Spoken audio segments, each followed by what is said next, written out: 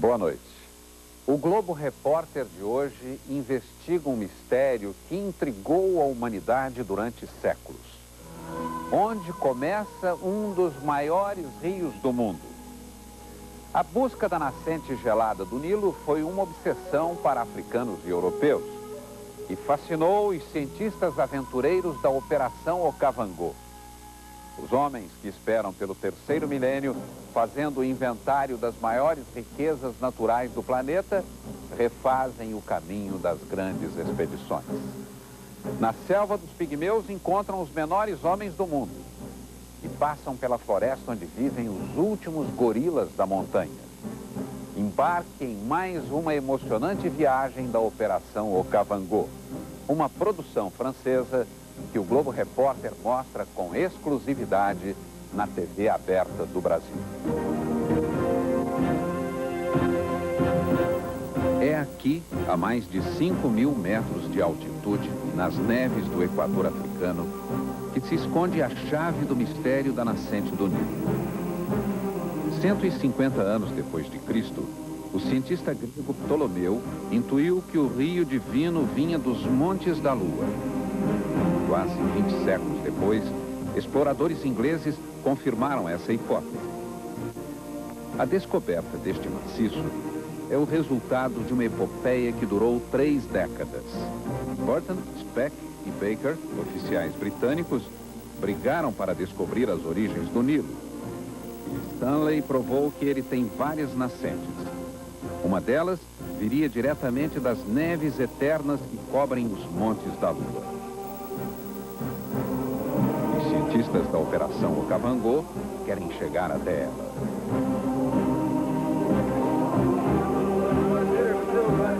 O primeiro grupo sai por terra. Os homens que vão escalar a montanha, perseguir o lugar que os africanos chamam de Ruwenzori, a morada das nuvens.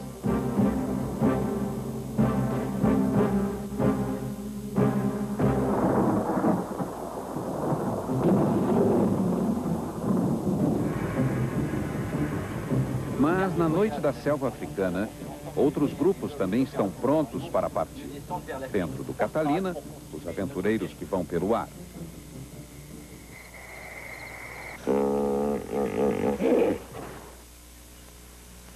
O dia ainda vai amanhecer. E um aeronauta de peso parece fascinado pelo balão dos pesquisadores.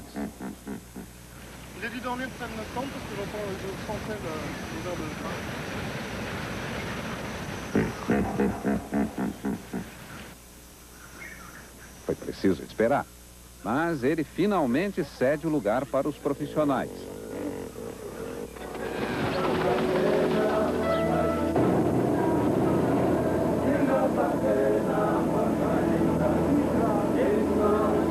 Não são poucos os curiosos.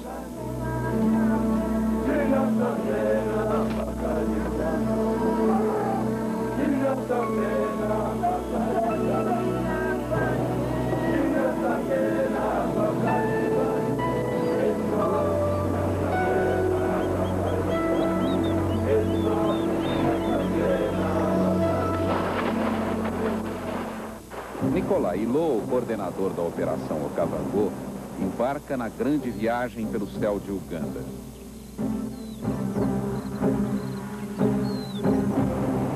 Essas são as cataratas do Kabalega, nome africano, mas elas também ganharam o apelido de Murchison, homenagem ao homem que patrocinou as expedições que descobriram o Lago Albert, um dos reservatórios do Nilo.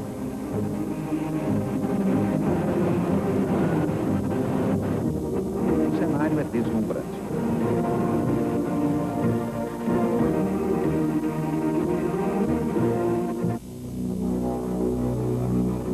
Mas, de repente, o balão começa a perder altura. Um susto.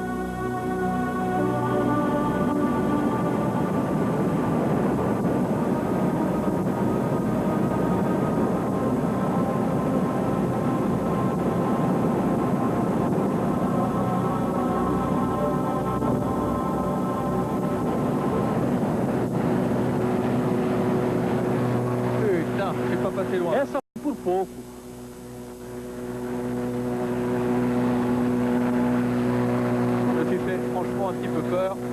confesso que tive medo. Houve uma falha no alimentador de fogo, mas por enquanto está tudo bem.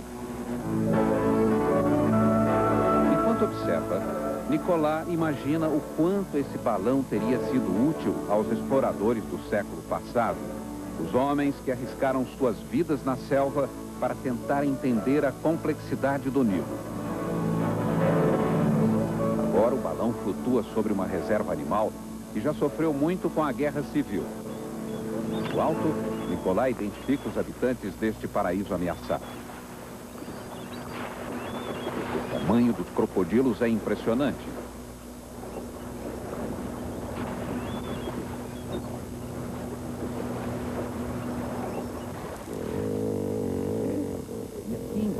Olhando bem de perto, dá para sentir. Nem a guerra quebrou a harmonia entre os animais.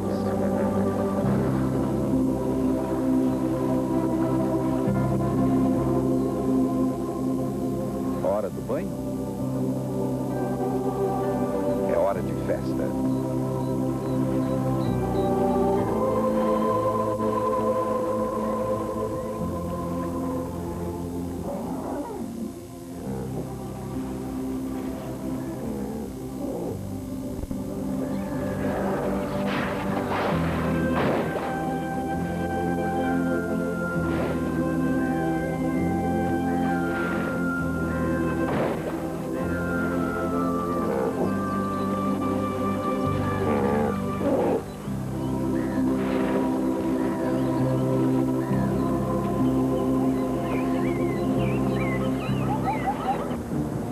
O balão de Nicolas está deixando as cataratas. E um avião da Operação Okavango já sobrevoa o Nilo Vitória.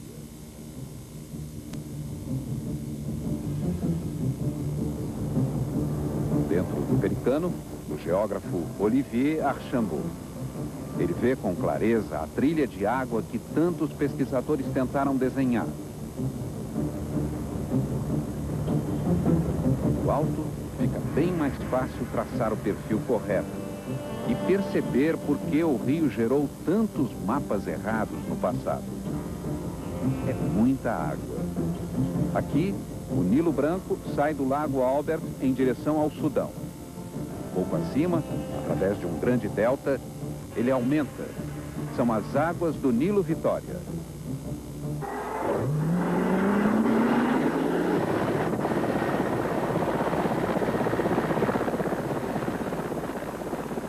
Agora é o helicóptero Colibri que levanta voo. Mais uma viagem de Nicolas.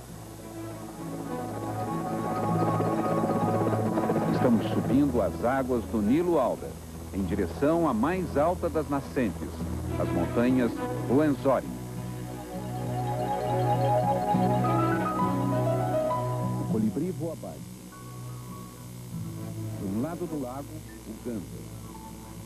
Do outro, o Zaire, hoje República Democrática do Congo. Lá embaixo, os pescadores. Eles preferem a margem ugandense, mais rica em peixes.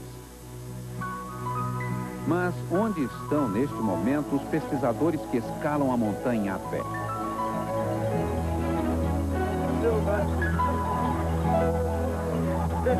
A lenta subida deve durar uma semana. Eles já caminham há 3 dias. O oxigênio se rarefaz a cada passo. E o grupo sente os problemas da altitude.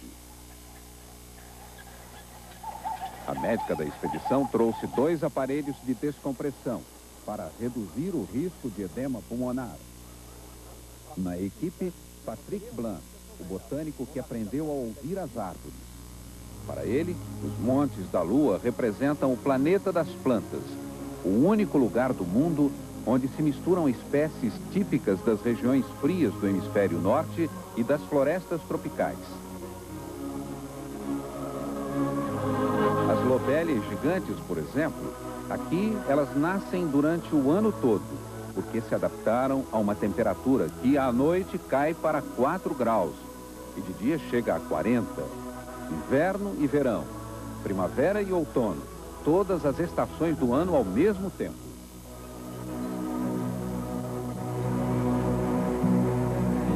Para Patrick, esse é um grande laboratório a céu aberto.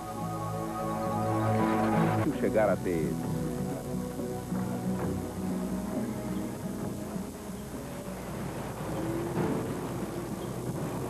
Os cientistas desembarcam.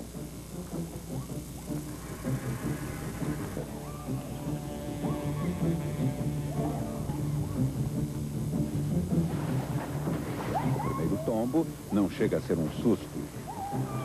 Pigmeu, nome dado pelos gregos, significa com 3 palmos de altura. E depois de uma boa caminhada pela mata, o primeiro sinal.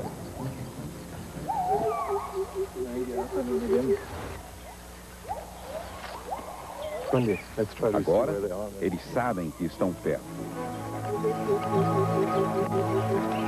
Mais alguns passos e o esperado encontro acontece.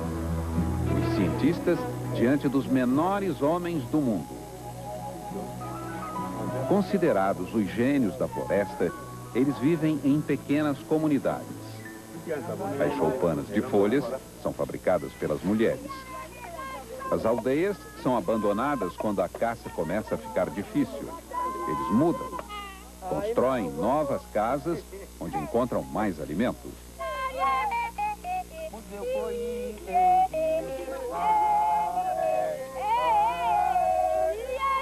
Hoje é dia de pesca. Antes de ir para o rio, o pescador soca no pilão as venenosas, que vão ser jogadas no rio para deixar tontos os peixes. Assim fica mais fácil pescar.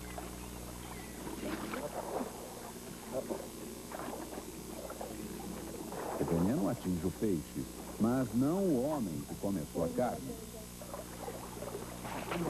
Eles não gostam da água e só comem peixe. Os pesquisadores europeus pedem para participar de uma caçada. Arco e flecha, lanças, armas primitivas. Silêncio na floresta. Eles mostram ao cientista a frutinha vermelha que usam para tratar crianças doentes. Com um pouco de açúcar, deve ficar mais gostoso. O pesquisador já tinha visto a mesma planta bem longe dali, no Zaire. E são os próprios pigmeus que explicam como ela chega até aqui. As sementes são trazidas pelos pássaros. Pigmeus acreditam que a floresta abriga muitos espíritos e todas as divindades. E passam pelas árvores cumprindo um estranho ritual.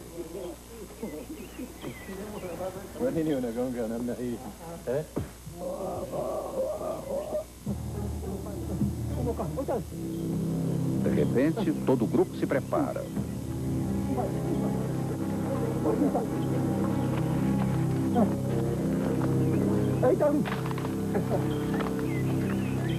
Alguma coisa está para acontecer.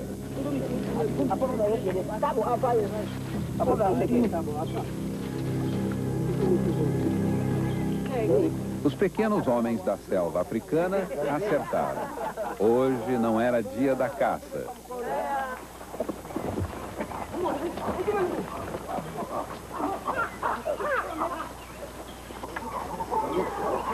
Mas a segunda tentativa não deu certo. Era um macaco que soube muito bem como se proteger no alto de uma árvore, bem longe dos caçadores. Para os cientistas foi um dia inesquecível. Animados, os pigmeus começaram a contar fantásticas histórias de caça. O leopardo estava ali e eu estava sozinho, disse o pigmeu. Matei o leopardo sozinho com a minha lança. E você, o que faria? Eu nem tentaria, respondeu o pesquisador. Todo mundo riu. Será a história de pigmeu?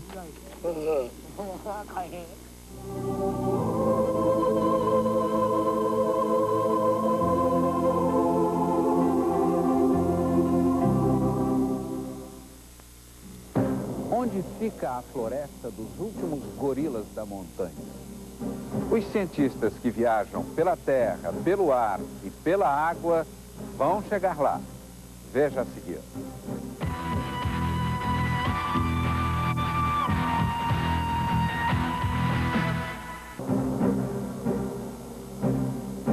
A montanha e seus desafios. Os homens que enfrentam a grande escalada começam o trecho mais difícil. Estão a quase 4.000 metros de altura, atravessando a chamada Passagem da Morte. Cada passo é um esforço gigantesco. E ainda é preciso todo o equilíbrio para pular de uma raiz a outra, evitando o atoleiro. Mas nada disso incomoda o botânico Patrick Blanc, fascinado com cada planta que encontra pelo caminho.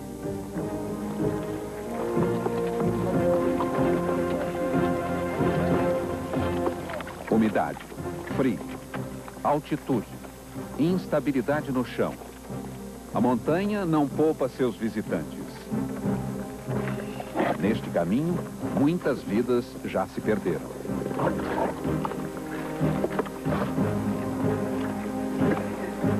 As montanhas do Ruwenzori são as mais inacessíveis da África. Pouco menores que o Kilimanjaro.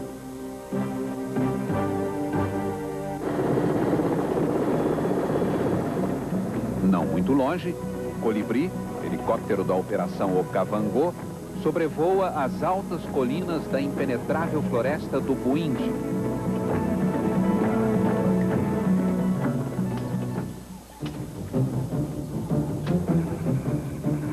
A alguns quilômetros de Ruanda, Nicolas agora busca os últimos gorilas da montanha. Na mata fechada, quem guia o grupo é uma mulher. Elizabeth McFay, veterinária, trabalhou com Diane Fossey, a célebre protetora dos gorilas da montanha. Quem mais preparado do que ela para localizar os gorilas nesta vegetação densa? Os pesquisadores sabem que vão precisar de muita sorte. E, de repente, ela aparece. O som é familiar. Os africanos garantem. Os bichos estão a poucos metros.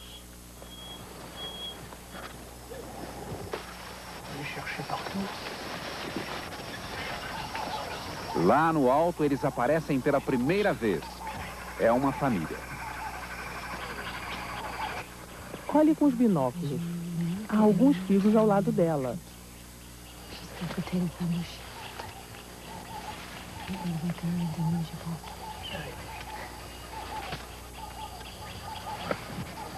É um filhote macho ou fêmea? O filhote eu não sei. É difícil ver. Mas podemos saber que ele tem menos de 3 anos por causa da pelugem atrás.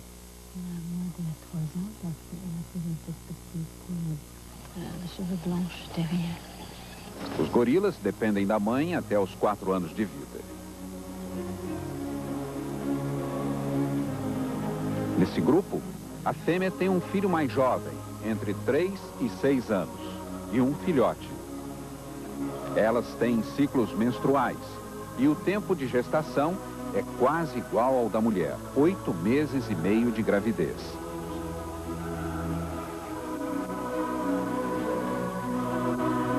Eles comem folhas, caules, raízes, frutas e formigas.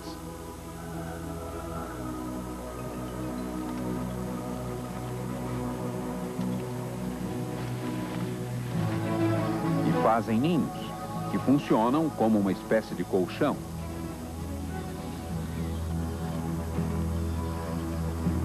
A veterinária explica a Nicolas que a combinação do olhar, da mímica e dos sons que emitem gera uma verdadeira linguagem entre os gorilas. Depois dos chimpanzés, são eles os parentes mais próximos do homem. Os que estamos vendo são os últimos. Só restam 600 gorilas da montanha.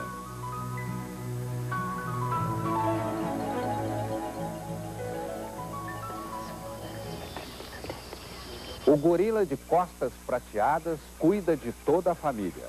É o chefe absoluto, o patriarca. Raramente mostra agressividade. Apesar de sua força e de seu peso. É ele quem protege as fêmeas e os filhotes. Guia a família através da floresta e poderá sacrificar a própria vida para defendê-los.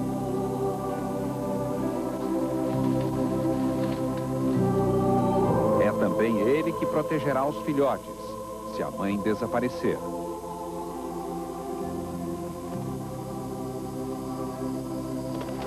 O gorila da montanha não tem predadores no mundo animal. Está ameaçado de extinção por causa do desmatamento. Ele pagou caro pelos anos de tráfico para fornecimento a zoológicos.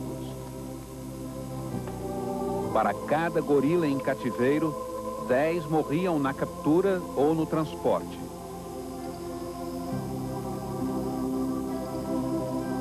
Por tudo isso, sua chance de sobrevivência no terceiro milênio é pequena.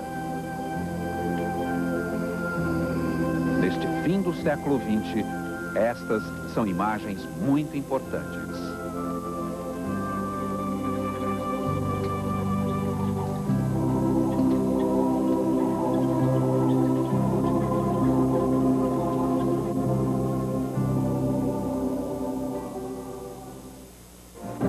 A radiografia do Rio Gigante ainda vai nos revelar muitas surpresas. Veja no próximo bloco.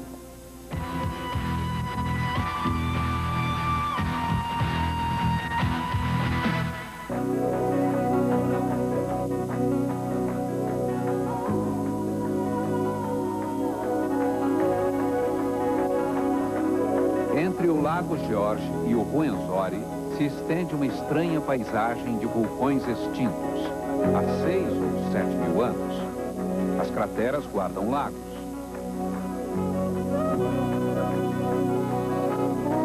Para chegar até aqui, o geógrafo Olivier viajou muito. Consultou dezenas de mapas.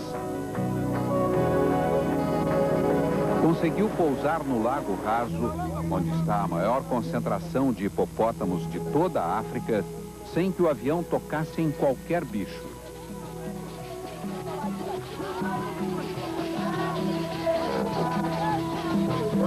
Foi um dos momentos emocionantes da viagem.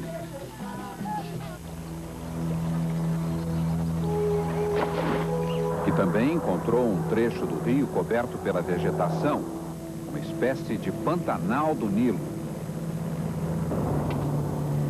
Lá ele viu um pássaro raríssimo, o bico de sapato.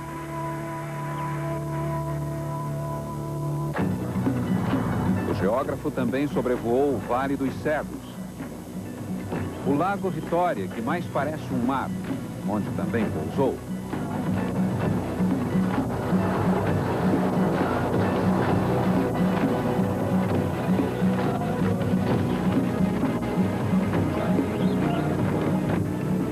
Subiu num barco. Enfrentou nuvens de insetos.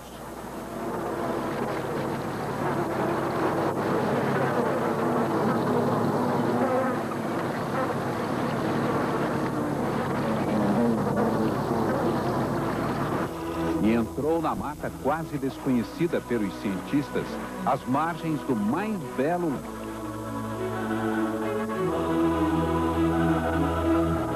Foram dias e dias voando sem parar. E agora, a Chambô está chegando ao canal de Cazinga, elo perdido da rede do Nilo Albert. Está montado o quebra-cabeças da Grande Bacia. Obsessão dos aventureiros que no passado buscaram na África a nascente gelada do Rio Gigante.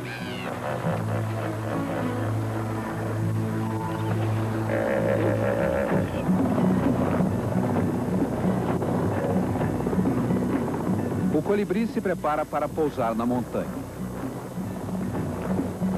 Mas todos os caminhos estão fechados.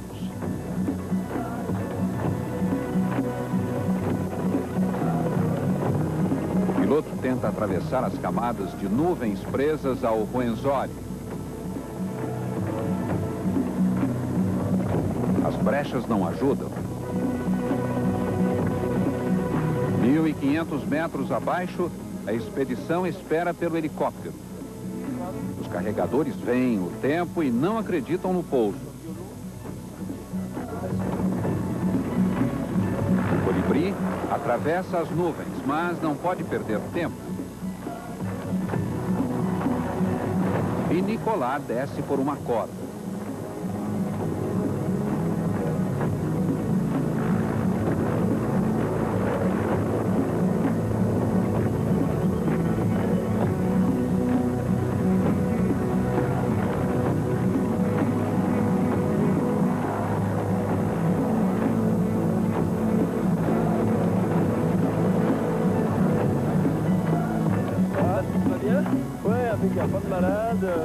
O encontro com os aventureiros que viajam a pé é animador. Nenhum ferido até agora, apesar de todos os perigos da escalada. A 4.000 metros de altura, o botânico mostra ao coordenador da operação os senécios gigantes, cobertos por uma folhagem que se fecha à noite para proteger do frio o coração da planta. São árvores com 3 séculos de vida. Poucos vegetais resistem durante tanto tempo. Alguns pássaros conseguem viver aqui, apesar do frio, porque conseguem retirar alimento dessas plantas gigantes.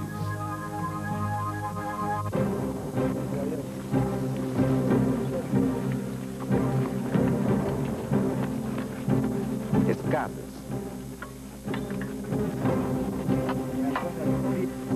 Problemas de altitude.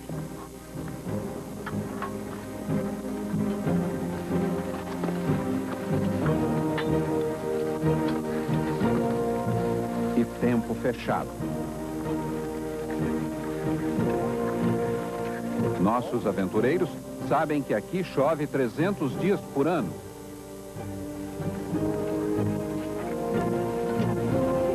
Em 15 anos, poucos africanos conseguiram ver o conjunto do maciço do Ruwenzori completamente aberto. 4.500 metros.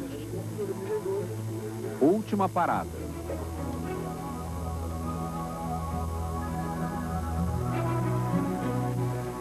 O botânico, fascinado com as plantas, vai ficar no acampamento. Aqui termina a vida vegetal. Acima, só o gelo. Amanhã vamos partir às 4 da manhã. Vamos subir aquela geleira. E depois escalaremos o Monte Marguerita, o cume mais alto. Estaremos a 5.100 metros de altitude. Desejo-lhes muita coragem. Bom courage.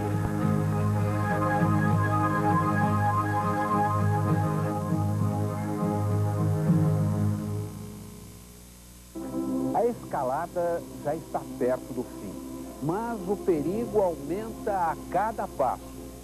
Como os cientistas chegam à nascente gelada? Veja daqui a pouco.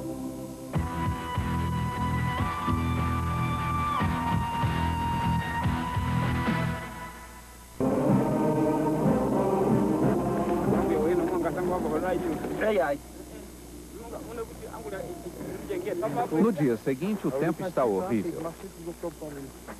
A partida atrasa. Nossos aventureiros sabem que agora todo cuidado é necessário. Mas não perdem o bom humor. Luvas. Equipamentos. Tudo checado. Só o tempo não ajuda.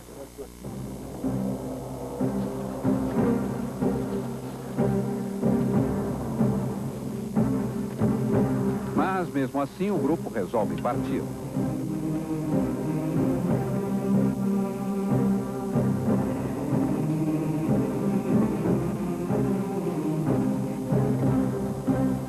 Na equipe, homens com grande experiência nas mais perigosas montanhas.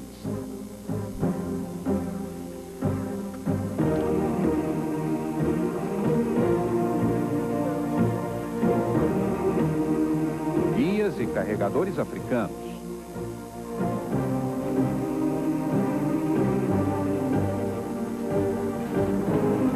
Todos com uma certeza: um único passo errado pode ser a causa de uma tragédia.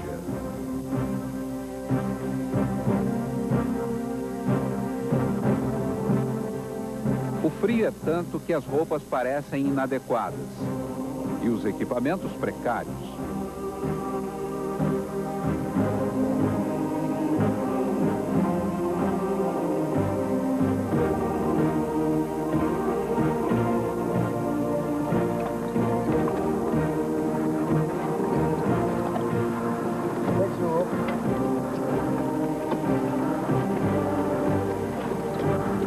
Mas ninguém se intimida.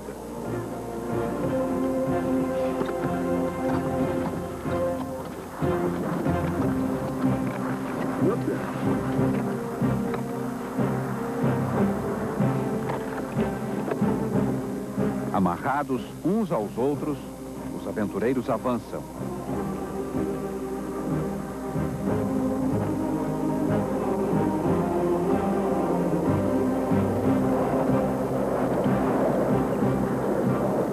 E é possível dizer que a chegada ao topo, depois de tantas adversidades, foi tranquila.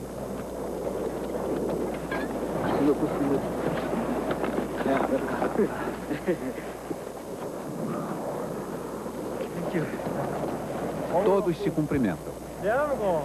Tu vois, 62 ans, tu le fais encore? 62 ans. Thank you. Bienvenue à Margarita. Nicolai está emocionado. É uma pena não termos a recompensa de um céu aberto, pois daqui poderíamos abraçar o conjunto das planícies africanas. De um lado, Uganda, do outro, Zaire. Devemos estar em cima da fronteira. Aqui estão as primeiras gotas de água desse rio mítico. E Ptolomeu tinha razão. Essas são as primeiras gotas da água do Nilo.